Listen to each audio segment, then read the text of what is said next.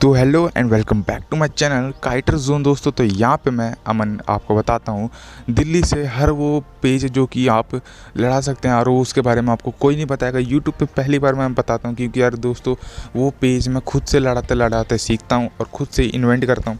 तो दोस्तों वो पेज मैं सोचता हूँ कि आपको बताऊँ तो आप भी दूसरे की पतंग कन्फ्यूज़ करके काट सकते हैं कि उसको पता भी नहीं चलेगा कि उसको ढील देने की खींच देनी है। तो दोस्तों आज मैं आपको यही सिखाऊंगा कि नीचे से ले जाके पहले ढील और उसके बाद खींच कैसे मार के उसकी पतंग काट सकते हैं। क्योंकि दोस्तों एक बार जो ढील के पीछे चल जाते हैं तो बहुत ही लंबे जाते हैं, कम से कम किलोमीटर 1 किलोमीटर 2 किलोमीटर तक लंबे चल जाते हैं कभी एक बार। तो दोस्तों उसमें क्या होता है कि उसमें कोई पता नहीं होता कि कौन किसी की काट जाएगा। उसमें खाली तुक्का लगता है कि दोस्तों जिसकी ढील थोड़ी स्लो हुई उसकी कट जाती है। तो दोस्तों वही मैं बताऊँगा कि आप ढील के पीछे जब आपको हो जाते हैं नीचे से या फिर ऊपर से तो आप किस तरह से खींच मार के उसकी काट सकते हैं। तो वीडियो पे बने रहना एंड तक दोस्तों। और दोस्तों जो ऐसी वीडियोस और भी आपको चाहिए तो आप हमें सब्सक्राइब कर देना हमारे चैनल को। उसके साथ में कमेंट में ज़रूर बताना कि नेक्स्ट वीडियो आपको किस चीज़ पे चाहिए। तो दोस्तों पहले तो मैं आपको ये दिखा दूँ, ये जो पतंग आप यहाँ पे देख रहे हैं ये मेरी पतंग है 15 रुपये वाली। उसके बाद ये सारी जो पतंग है ये 7-7 और 10-10 रुपये वाली पतंग है। ये सारी ये बड़ी से लेकर मंजोली पूनी अद्दी सारी पतंग मेरे पास अभी मैंने रखी है। और दोस्तों सबसे बड़ी बात जो ये पतंग मैं आपको दिखा रहा हूँ इनमें से एक भी पतंग मैंने अभी तक खरीदी नहीं है। क्योंकि दोस्तों दिल्ली में ऐसा मौसम रहता है दोस्तों कि यहाँ पे पूरे साल सिर्फ एग्ज़ाम्स के जो महीने होते हैं उस महीने को छोड़ के बाकी पूरे महीने मतलब पूरे दिन 365 दिन में से 300 दिन तो लगभग दोस्तों पतंग यहाँ पे उड़ती ही रहती हैं। और दोस्तों इतनी पतंग कट के आती है दोस्तों खरीदने का मौका ही नहीं मिल पाता। और उसके बाद सिर्फ मांझा वो भी कट के ही आ जाता है दोस्तों सारा का सारा। तो मैं बताता हूँ दोस्तों ढील के पेचे होते हैं दोस्तों। तो ढील के पेचे में आज मैं पतंग उड़ा के तो आपको नहीं दिखाऊंगा, आज मैं डमी से बताऊंगा। अगर जो आपको पतंग उड़ा के भी ये पेच काट के देखना चाहते हैं मेरे से तो आप मेरे को कमेंट में ज़रूर बताना, मैं आपको पतंग उड़ा के उसी पेज से काट के भी दिखा दूँगा। तो दोस्तों चलिए शुरू कर लेते हैं। तो दोस्तों देखिए जैसे कि हमारी जो पतंग है तो ये कि ये ब्लैक है परी पतंग और ये कि चाँद पतंग है। तो दोस्तों मान के चलते हैं कि ये जो ब्लैक वाली है ये ओपोनेट की पतंग है और ये जो चाँद है हम उड़ा रहे हैं। तो जो हमारी ओपोनेंट की पतंग हुई तो हमें क्या करना है, नीचे से हम जाके जो पेच लेते हैं तो हम सिंपली नीचे से खींच मार देते हैं। तो खींच मारने पे भी आपकी कट जाती होगी। तो जब खींच के भी पेच सीखना है तो आप मेरे से ज़रूर बताना। तो आप खाली ओपोनेंट के जो नीचे की साइड से जाओगे तो ओपोनेंट क्या कर सकता है, या तो ऊपर से नीचे की तरफ गद्दा बिठा सकता है, या तो फिर आपको रुख दिखा सकता है हाथ की तरफ, या तो फिर सिंपल ढील चलाएगा।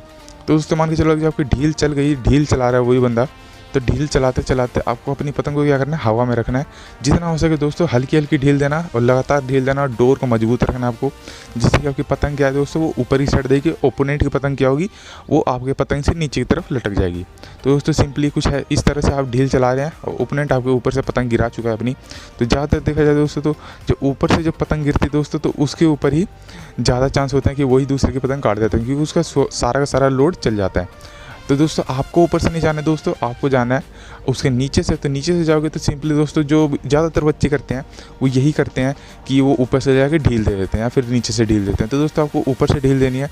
अब ये ध्यान रखना है दोस्तों कि आपके कन्ने पे से ढील ना जाए दोस्तों, थोड़ी नीचे की साइड से ढील चल रही है चलते चलते दोस्तों आपको एक बात का ध्यान रखना है, आपका जो ये पतंग का मुड्डा है वो घूमता रहना चाहिए दोस्तों।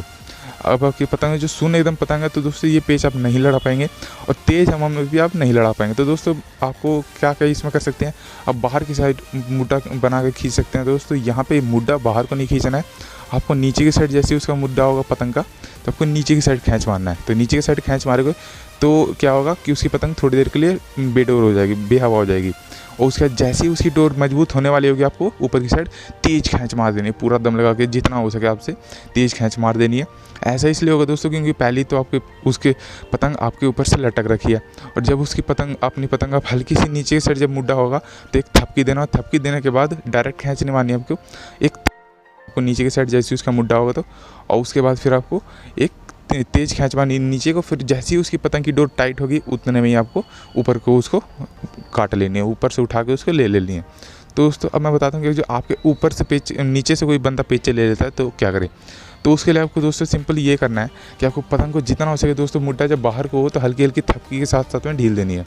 जब उसका मुड्डा बाहर को पतंग की साइड को तो आपको हल्की हल्की थपकी देनी है। तो आपकी पतंग क्या होगा दोस्तों, एक टाइम ऐसा आएगा जब उसके ऊपर से लिपट के उल्टी हो जाएगी और उसकी पतंग आपके ऊपर से नीचे गिर जाएगी।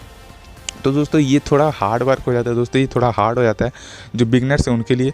तो दोस्तों मैं ये तो नहीं कहना चाहूँगा, मैं कहता हूँ कि आपको जितनी पतंग हो सके आप नीचे नीचे उड़ाएं, ज़्यादा सीधी ऊपर की तरफ करके रखेंगे तो कोई भी आपकी खींच या ढील में ले जाएगा। पीछे दोस्तों ये आपको सिर्फ उसी वक्त लड़ाना है जबकि बहुत ही ज़्यादा तेज़ हवा ना हो, मीडियम हवा हो। आप पतंग को देख सकते हैं कि आपकी पतंग ज़्यादा भाग नहीं रही हो, सुन हो जा रही है जब आपकी पतंग, तो ठीक है दोस्तों, ये हवा ठीक है, एकदम परफेक्ट हवा होती है। मीडियम हवा में आपको ये पेच लड़ाना है।